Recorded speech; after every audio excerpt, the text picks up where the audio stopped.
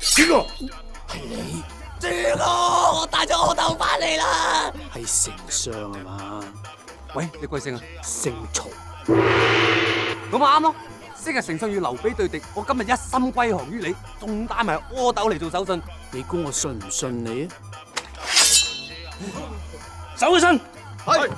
喂，閃縮係我職業病嚟喎，大佬。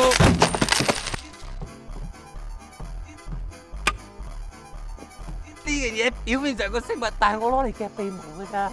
你想呃我曹操，冇咁容易。我偏唔相信佢係阿斗，佢可能係一個偷聽器，佢係用嚟夾鼻毛嘅。我偏要話佢係一個指甲鉗，我就俾機會你同呢個叫阿斗嘅物體犯規，就咁樣就放佢走。欲擒先縱，攞3打奶粉俾我，你都知道邊隻牌子嘅啦。出嚟！嚇！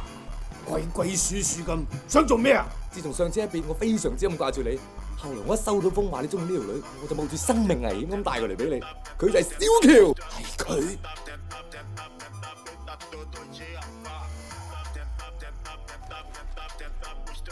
使唔使揈得咁行啊？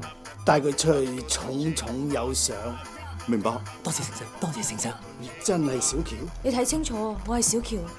你要聽我話，你要聽我話，聽我話。你係小喬，我梗係要聽。月光寶盒攞嚟。你當我曹操係乜嘢人？你以為我唔識催眠術咩？咩嚟㗎？喺火雲邪神嗰度偷嚟。哦！靜一聲！今日喺呢個情況底下，我絕對唔能夠嗌救命。